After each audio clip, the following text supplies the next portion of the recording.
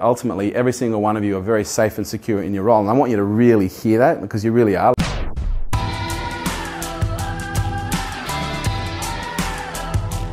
Yeah, you've got a social media this afternoon. So okay. All right. So obviously it's like a secret project. I think we should do a two-part launch. Yeah. First part is secret project coming. Yeah. And then second part, launch the brand so they know exactly what brand is coming, so it's not on the day. Or what's that? It's just... No, yeah, totally. We've got like a montage video, best bits video, behind the scene. Yeah, nice.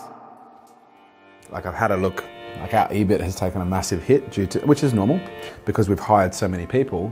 But now I'm looking at, you know, we've gone from wages of, let's call it 700,000 to now 2.4 million. Like that's a massive jump in wages. We now have to go, right, every motherfucker has to be focused on what's your ROI. Do you want to do an all hands real quick now and just say, guys, this is the conversation we've had, and this is how it's going to move forward, how that looks like. We're going to be working with all of you to work that out. I won't keep you guys long, just want to have a quick chat.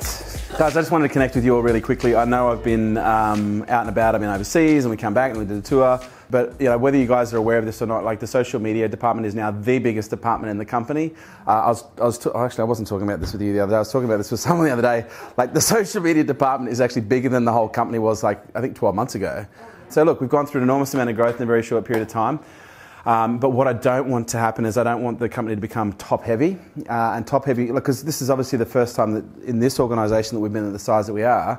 But you've also got to understand, I don't think there's another small business that's at the stage that we are that has a social media department this large. You know, most social media departments are literally one person, maybe two, in an organisation of this size. But what you've got to understand is I'm not investing for where the market is at now. Like we're investing for where the market is moving towards, which is, you know, media and publication, and you guys are playing an incredibly important role in that.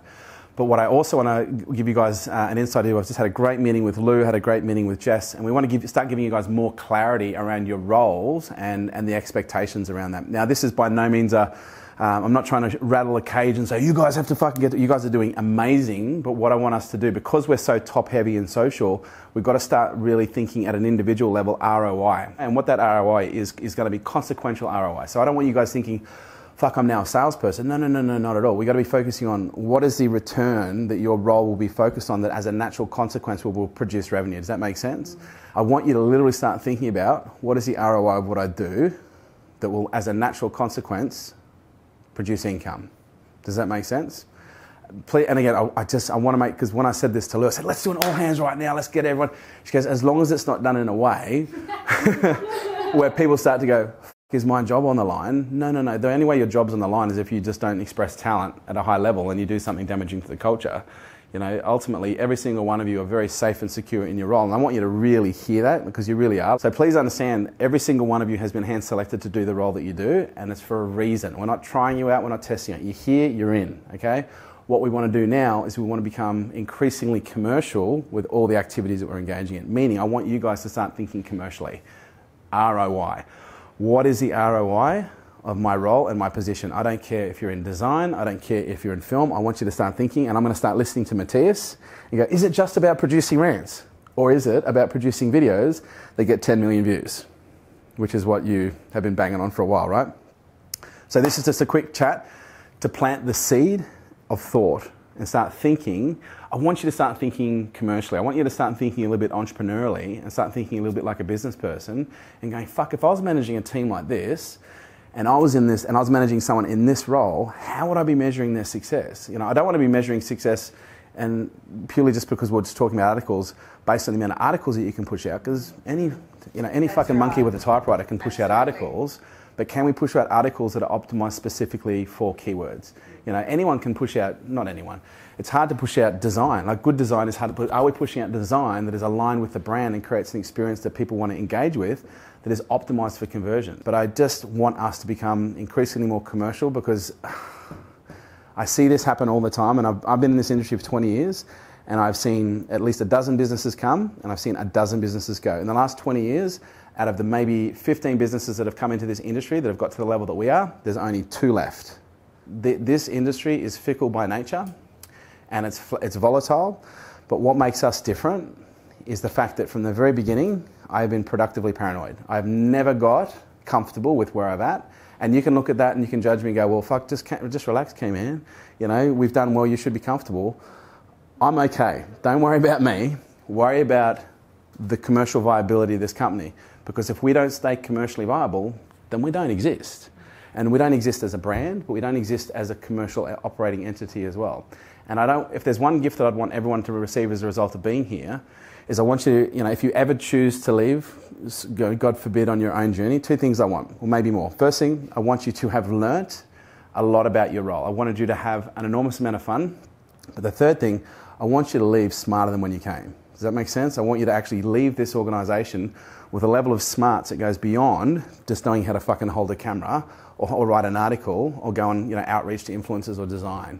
I want you to learn how to become entrepreneurially minded. So at some point, if you want to do your own gig, fuck, I'll support you. And I've even said this to other people. If you guys do well here and you want to go and do your own thing, and we've got a great relationship, fuck, I'll even invest in you. Does that make sense? I've got plenty of money to invest in great companies. There's just not a lot of great companies to invest in. So, true story.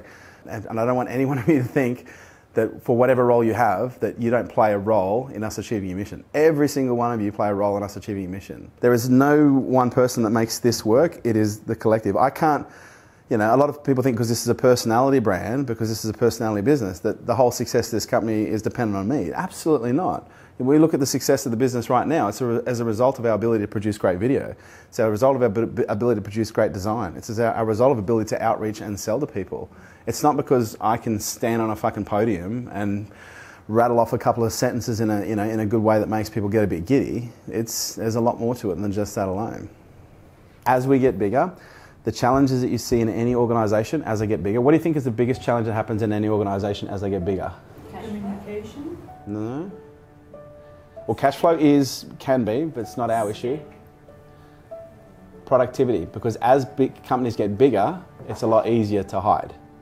And I've seen this when I worked in corporate, and I've seen this when I've worked in other businesses at scale. As businesses grow, individual productivity usually drops because it's just a natural consequence of what they call the bloat. And what I want us to stay lean. I want us to stay mean. I want us to stay sharp. Let's get really sharp on the ebooks. Let's make sure that our design, our conversion optimization on our landing pages for all our ebooks. Let's actually even consider, rather than just doing pop-ups for newsletters, let's actually maybe have a fucking newsletter landing page. Let's sell our newsletters rather than just going, click here for our newsletter, pop up first name email. Maybe we do a fucking pop-up, or we actually literally take them to a whole nother page, which literally sells the fucking newsletter. Because our newsletter, I was reading our newsletter today and I was like, this is actually really good stuff. Your weekly wrap, we added the weekly wrap to the newsletter. I'm like, this is subscription value content. People who pay $49 a month, I've been getting the value that we send out every fucking week. I don't know if you guys saw the latest data that came out on Facebook. Did anyone see that? Didn't look very pretty.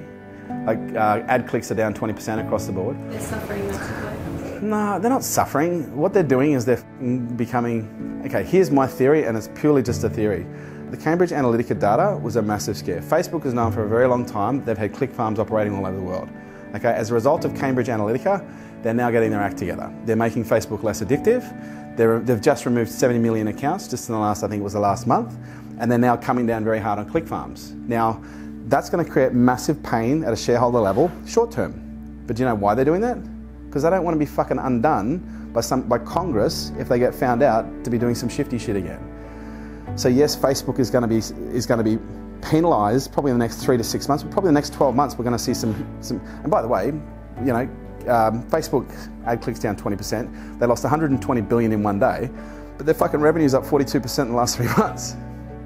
Go fucking figure. And I want this to be collaborative, because there's nothing worse than someone telling you what to do, because if someone tells me what to do, my first response is fuck you. And I don't want you guys to be told what to do. I want you guys to collaborate on the vision, collaborate on the outcome. Start thinking, empowering yourself to don't be spoon-fed rhetoric or spoon-fed, productivity. Start thinking, fuck, okay, no one knows your job better than you. No one knows your job better than you or you or you. I don't know your job as well as what you do. Okay, so I want you should be the one thinking about where the ROI comes from. Not me, not Lou, not Jess. You should be thinking about it. But if you're unsure how to think strategically, then let's collaborate so that we can do it together. This is a massive opportunity. Massive, massive, massive opportunity. We're changing the world and you guys are at the forefront. Thanks, Kerwin. Thanks guys, no, you're right. It's good to be back. It's good to be back, kids. Good to be back.